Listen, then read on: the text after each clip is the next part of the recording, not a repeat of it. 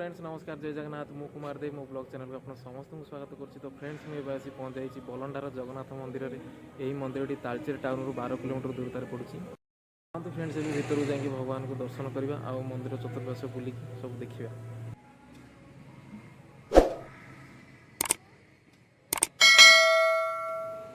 बर्तमान ये सामने अरुण स्तंभ आप देखुं।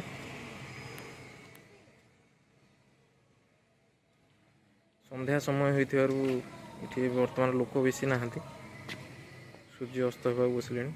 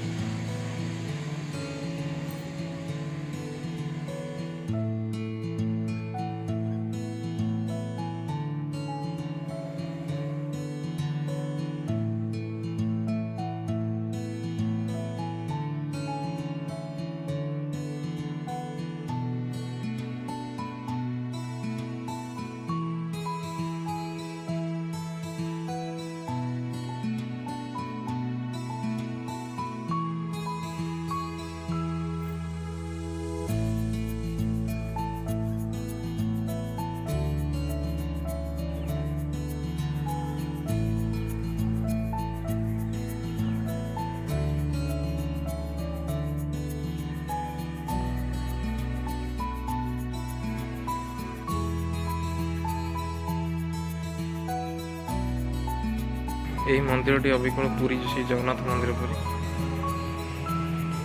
देखु मंदिर बेड़ा भितर सब केमती चित्र सब अंका जा बहुत सुंदर भाव मंदिर टी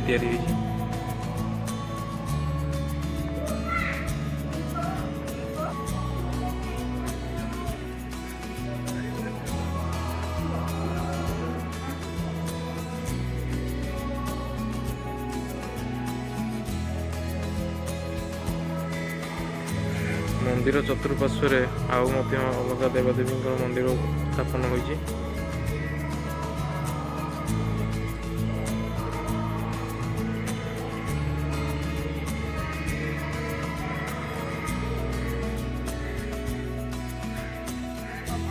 भगवान को पूजा करने तुलसी गछ गुड़िक लगी तुलसी पत्र तोड़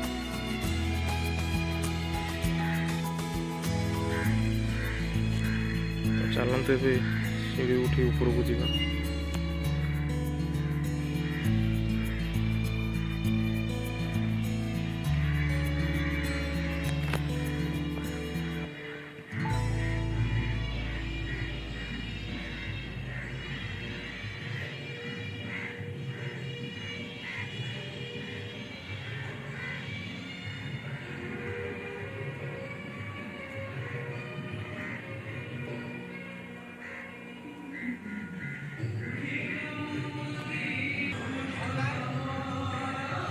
पुरी श्री जगन्नाथ मंदिर पर ये 22 पाहाच अच्छी देखु भगवान को दर्शन करूँ। मंदिर बेड़ा भीतर बहुत सुंदर भाव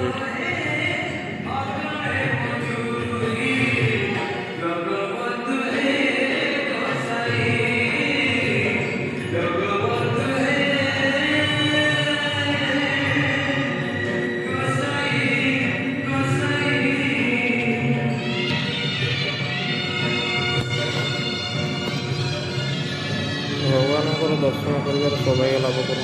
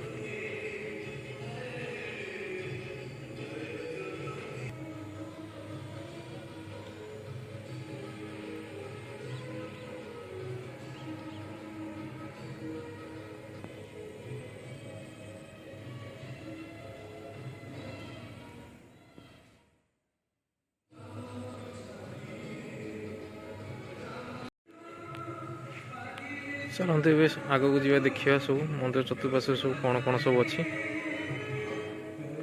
देखो मंदिर साइड सब चक सब तैयारी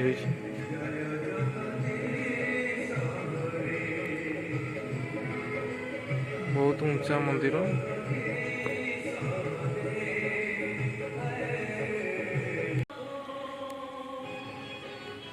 ये हूँ लक्ष्मी माँ का मंदिर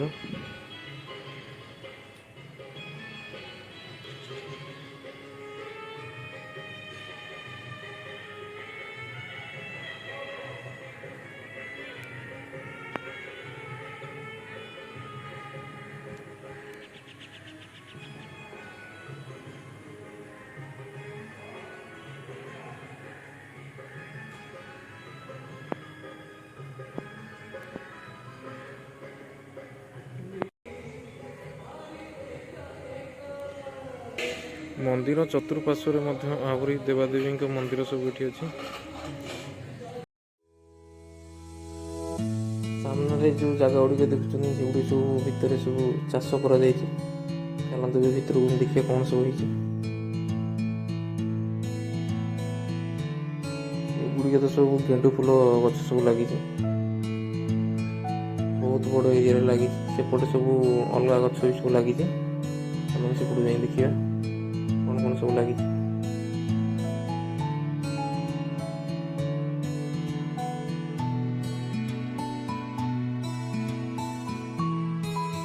प्रत्येक वर्ष एठार सब फूल चाष करा जाए किंतु एबे फूल ହେଇନି किछि दिन हम एटा सब फूल गछ लगी एपट एरिया भी सब फांका पड़ी धीरे धीरे एगुड़ा भी सब फूल गछ सब लगे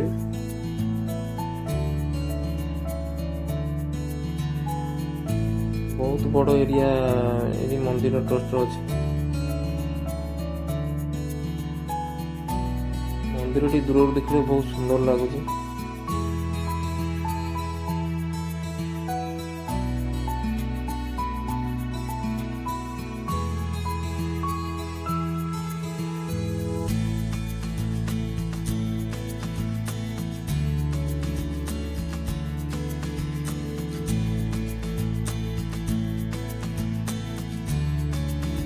बहुत बड़ पोखरी अच्छे यू पानी नहीं सब गचर लगे मोटर साइकिल भी बहुत पानी अच्छे